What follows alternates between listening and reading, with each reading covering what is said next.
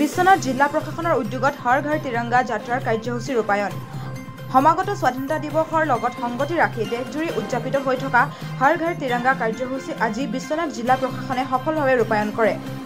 বিশ্বনাথ চাৰিআলিৰ ছোৱালী উচ্চতৰ মাধ্যমিক বিদ্যালয় আৰু চাৰিআলি উচ্চতৰ মাধ্যমিক আৰু বহুমুখী বিদ্যালয়ৰ অতি কমেও 200 জন ছাত্ৰ-ছাত্ৰীসকলক লগত লৈ এক বৃহৎ ৰেলী কৰা হয়।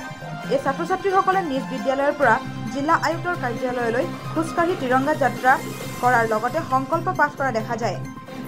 বিশ্বনাথ জিলা আয়ুক্ত কাৰ্যালয়ৰ চৌহদত অতিৰিক্ত আয়ুক্ত ধ্ৰুৱজ্যোতি দাসৰ তত্বাৱধানত ছাত্ৰ-ছাত্ৰীসকলক লৈ হৰ ঘৰ তিৰংগাৰ সংকল্প পাঠ আৰু সমাজত যুৱ প্ৰজন্মক নিচামুক্ত কৰাৰ সংকল্প পাঠ কৰি অনুষ্ঠান সুকলমে সম্পন্ন কৰা হয়।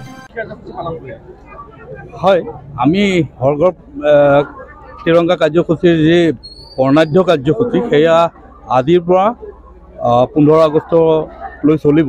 ইয়াত বিভিন্ন ধৰণৰ কাৰ্যসূচী আছে। তাৰে যি তিৰংগা যাত্ৰা, সেই তিৰংগা যাত্ৰা এইমাত্ৰ আমি কৰি আহিলোঁ। আমাৰ প্ৰায় 200 পাৰ্টিচিপেট কৰিছে, এটা বইজ হাই ছেকেণ্ডেৰী আৰু গাৰ্লছ হাই ছেকেণ্ডেৰীৰ পৰা।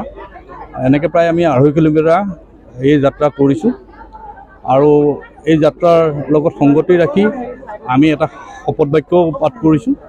আৰু লগতে আজি সমাজ কল্যাণ বিভাগৰ এটা কাৰ্যক্ৰম আছিল, সেইটো হৈছিল নিচামুক্ত ভাৰত, ড্ৰাগছমুক্ত অসম।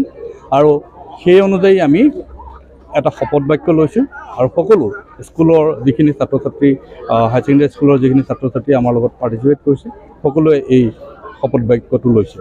ইয়াৰ উপৰিও অহাকালি আমি কালচাৰেল এক্টিভিটি কিছুমান ৰাখিছোঁ, আমাৰ বাইক ৰেলী হ'ব আৰু এইদৰে আমি বৰ্ণাঢ্য কাৰ্যসূচীৰে হৰ ঘৰ তিৰংগা কাৰ্যক্ৰমটো কৰিম। তাৰ লগতে আমাৰ যিখিনি হেড অফ দি ডিপাৰ্টমেণ্ট আছে, সকলোৱে নিজৰ নিজৰ অফিচত সেইদৰে কাৰ্যসূচীটো পালন কৰিব।